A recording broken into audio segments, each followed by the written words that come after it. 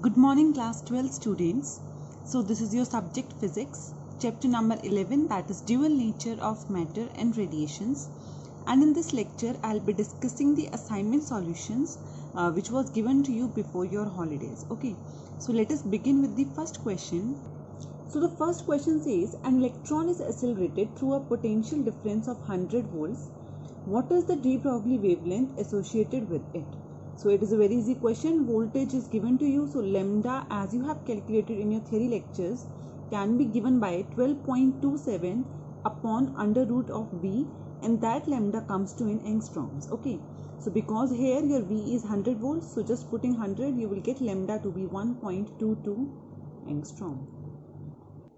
In question number 2, you are given a graph for two metals between potential, or you can say stopping potential, and frequency. And the first part of the question asks, why is the slope same for both the lines? Okay, so the reason for that is, if you calculate slope, as you know, slope is y by x. And you know one more thing, that the intercept on potential axis is given by minus phi naught by E. So if you want to calculate slope, that is y by x, so this will be your y, and x is your frequency, that is nu naught. So now, as you know, phi naught is nothing but h nu naught.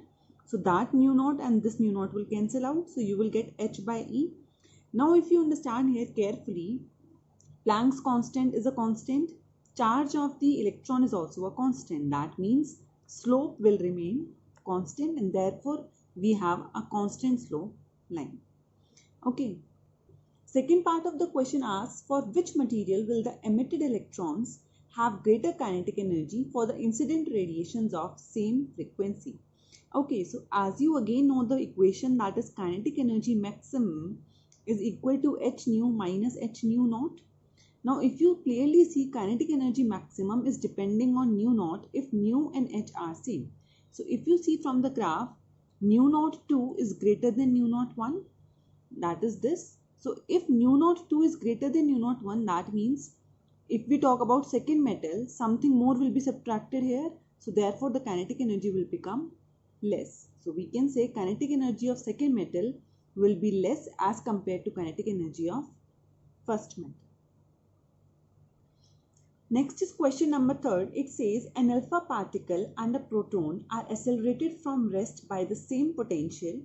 You have to find the ratio of their de Broglie wavelengths. Okay, so first of all, before calculating this ratio, let me tell you one thing, that the mass of alpha particle is equal to 4 times as that mass of a proton, and charge of a alpha particle is equals to 2 times as that of charge of a proton. So you have to remember these factors. Okay, now let us go with the question. So lambda, as you know, is given by h upon mv, and if you write down kinetic energy in terms of potential, that is given by qv. From here, if I again multiply and divide by m, so m square v square will come to be this, or you can say mv will come to be under root 2 qvm. Okay, from here lambda will come to be h upon under root 2 qvm. Now according to question, v is given to be constant because they are accelerated through same potential. H is also a constant, 2 is again a constant. That means lambda is inversely proportional to 1 upon under root qm. Okay. Now, if you want to calculate the ratio, that is de Broglie wavelength of alpha particle to the de Broglie wavelength of proton, just put the values of q and m of proton and alpha particle, solve it, you will get the answer to be under root 1 by 8.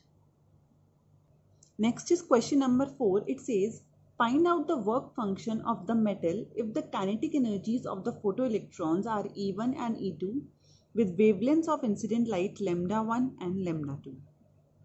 Okay, so again here using the equation of kinetic energy maximum, that is h nu minus nu naught, because in the question you are given wavelength, so I am writing this frequency in terms of wavelength, that is c by lambda minus h nu naught. I am keeping work function as it is, that is phi naught. Okay, now as we have two devices, so therefore for E1 it will be hc upon lambda 1 minus phi 2, and for the second material E2 will be hc upon lambda 2 minus phi naught.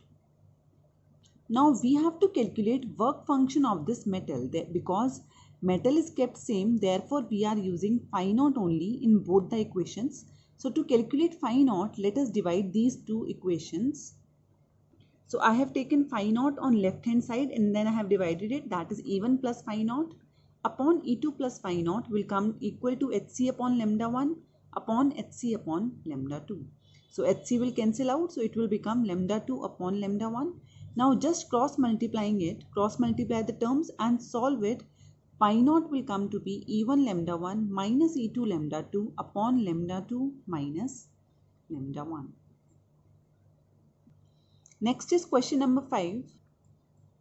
It says the de Broglie wavelength of a particle of kinetic energy k is lambda. Now if this kinetic energy is made to be k by 4, then you have to tell what will be the effect on this de Broglie wavelength. Okay, so again using the same thing, that is we know lambda is h upon mv and we know kinetic energy is half mv square. Multiplying and dividing by m, from here mv will come to be under root 2 km. So just put the value of mv here, that will give you lambda is equals to h upon under root 2 km. Again here h and 2 are constant, so lambda will be inversely proportional to 1 upon under root k. Obviously mass is also constant here because we have only one particle. So from here you can easily conclude that lambda dash will be equal to 2 lambda.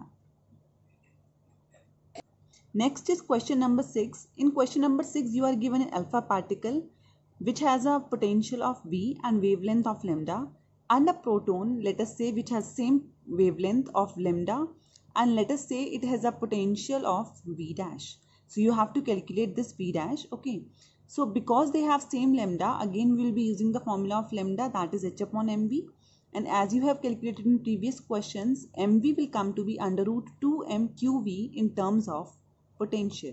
So putting value of mv here, you will get this. Now to calculate the ratio of de Broglie wavelength of this alpha particle and proton, I have just written the values because you know mass of alpha particle is 4 times that of proton and charge is double. Okay, now here these two are given to be equal, that means these will also be equal. So just multiplying these factors and putting them equal, you will get V dash to be A to B. That is, for a proton and the alpha particle, they will be having same de Broglie wavelength if potential of proton is 8 times as that of potential of alpha particle. In question number 7, you are given a mass m which has been divided into two parts, m1 and m2, which are having a velocity u and v respectively. So you have to calculate the ratio of their de Broglie wavelengths. Okay, so in this question we will be using conservation of momentum because see, you know lambda is h upon mv, h is constant, so we have to see what will be the mv for these two particles. Okay, so by using conservation of momentum, initial momentum is 0 and final momentum will be m1u plus m2v. From here you will get this, or you can say magnitude of m1u and m2v will come to be equal. So that means the ratio of de Broglie wavelength for both the particles will be 1. In question number 8, you are given two particles x and y. For x, the work function is 2 electron volt, and for y, the work function is 5 electron volt. And it is given that the incident radiations are of 400 nanometer. So you have to tell for which one emission of photoelectrons will take place. Okay, so if you know lambda, you can calculate incident energy by the formula Hc by lambda. So just put the values, you will get it to be 3 electron volts. Okay, so now for the condition of photoelectric emission, it is that incident radiations should be greater than the work function of the metal. Only then photoelectric emission will take place. So as you can clearly see, this incident energy is greater than work function of x. So we can say for x, emission of electrons will take place. In question number 9, you are given when a point source of light is put at a distance of 0.2 meter, the stopping potential is of 0.6 volt and the saturation current is of 18 milliamperes. So the question asks, when the distance has been made 0.6 meters, then what will be the effect on potential and saturation current? So if you clearly see here, this distance d2 is nothing but 3 times of d1. So d2 is 3 times of d1 And as you know from your theory lectures that photoelectric current is directly proportional to intensity of light. So first of all, I'll calculate what will be the effect on intensity. Same effect will be on photoelectric current. Okay. So if the distance is made 3 times, that means intensity will be reducing by the square of 3 times. So therefore you can say I2 upon I1 will be equal to D1 square upon D2 square. That will give you 1 by 9. So this is the effect on intensity of light. So by same factor, photoelectric current will change. That is, photoelectric current will also become 1 by 9 times, or you can say it will become 2 milliamperes. Now by changing distance, only the change on intensity is there. There is no change on frequency. Therefore, stopping potential will remain same. In question number 10, it is given if the final frequency is made 2 times of the initial frequency, what will be the effect on kinetic energy of emitted electrons? So as you know, kinetic energy increases with increase in frequency. Therefore, the kinetic energy will become greater than 2 times of initial energy. It is because it is increasing with the increase in frequency, but it is not directly proportional. So therefore, there will be a little more increase in energy as compared to frequency. Okay, next is question number 11. In that you are given that your de Broglie wavelength of an electron is equal to de Broglie wavelength of a photon. Then you have to tell which one will be having more kinetic energy. So again, as you know, kinetic energy is half mv square. From here, if you calculate, okay, keep it as it is. First of all, let us calculate value of mv from here. So mv will come to be h by lambda. Put it here. That will be half h square by lambda square upon m. Now according to question, lambda is a constant. H and 2 are also constant. That means kinetic energy is inversely proportional to mass. So therefore, kinetic energy of photon will be greater than kinetic energy of electron because electrons have obviously greater mass. Okay, in question number 12, it is given there are 2 radiations of 3000 angstrom and 4000 angstrom, and respectively for them maximum kinetic energy of emitted electrons is 2 electron volt and 1 electron volt. Then you have to calculate the maximum wavelength of incident radiation for which there will be photoelectric emission. Okay, so now again use the same formula, that is kinetic energy maximum is h into nu minus nu naught. Again writing it in terms of wavelength, that will be hc 1 by lambda minus 1 by lambda naught. Okay, so now you are given all the factors in question. Just put the values and calculate maximum wavelength for both the particles. That will come to be these values. Okay, calculate it and compare your answers. Okay, in question number 13, it is given when a particle is moving with velocity v, it has a de Broglie wavelength of lambda.